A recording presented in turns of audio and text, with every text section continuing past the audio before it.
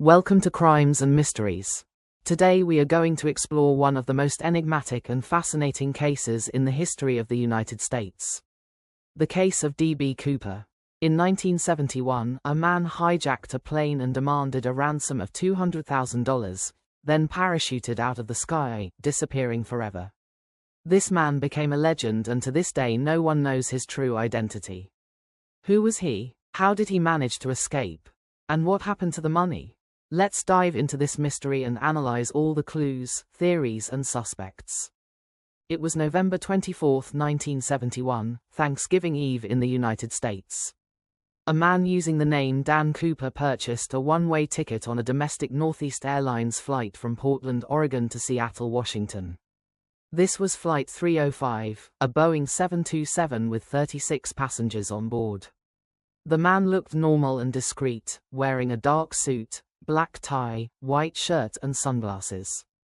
After boarding, he ordered a bourbon and soda, sitting calmly in his seat.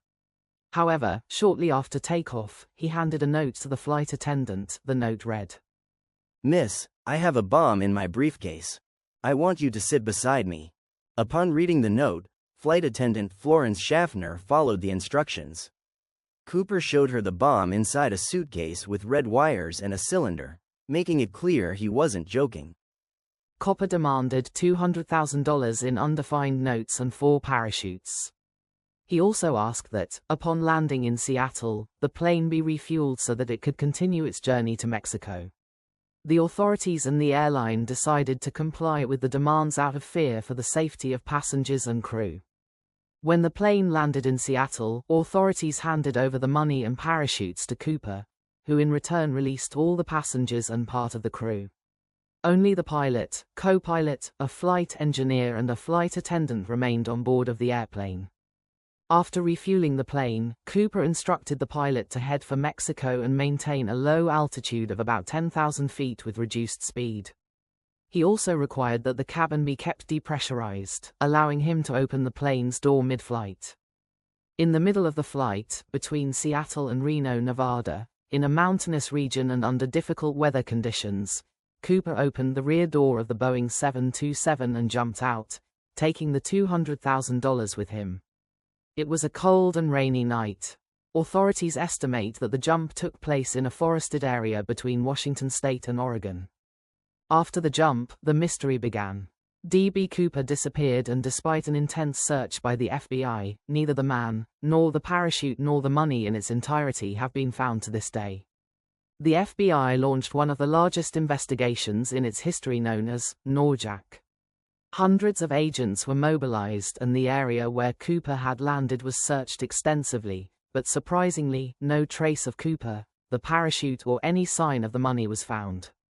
In the years that followed, the FBI kept the case open, analyzing evidence, interviewing witnesses, and investigating any leads that might arise. In 1980, something unusual was discovered. On February 10, 1980, an 8-year-old boy, Brian Ingram, found a package containing $5,800 buried on the banks of the Columbia River, about 20 kilometers from Vancouver, Washington. The notes corresponded to the ransom that had been given to Cooper, identified by serial numbers. This discovery raised more questions than it answered. How did the money get there? Had Cooper lost part of the ransom during the jump? Or was it a deliberate gesture to confuse the authorities? To this day, nobody knows. Over the years, several theories have emerged and some suspects have been identified as possible D.B. Cooper. Let's get to know the main ones. Suspect number 1, Richard Floyd McCoy. In April 1972, Richard McCoy hijacked a plane in a manner almost identical to the Cooper case by demanding ransom and parachuting out. He was captured days later and convicted.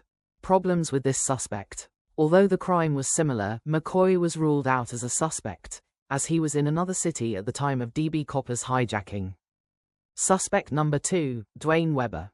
In 1995, Dwayne Webber's wife claimed that he confessed to being D.B. Cooper on his deathbed. He had a criminal history and knew how to do parachute jumps. Problems with this suspect. Despite the similarities, there was no conclusive evidence to confirm that Webber was Cooper, and the FBI ruled it out due to lack of evidence. Suspect number 3, Kenneth Christensen, a former flight attendant and experienced skydiver. Kenneth Christensen matched Cooper's description. Problems with this suspect. The theory was based mainly on appearance and their experience history, but there is no solid evidence that directly links to the case. Suspect number 4, Robert Rackstraw, a war veteran with knowledge of aviation and skydiving. Rackstraw has become a popular suspect among theorists. Problems with this suspect. Rackstraw denied involvement and once again, definitive evidence was lacking. The case of D.B. Cooper remains one of the greatest unsolved mysteries in criminal history. Who was this man? Did he manage to escape, or was the jump the end for him? Despite decades of research and hundreds of theories, his identity remains unknown. Leave your opinion in the comments and tell us what you think happened. Keep following our channel and remember, every mystery has a story, but not always an answer.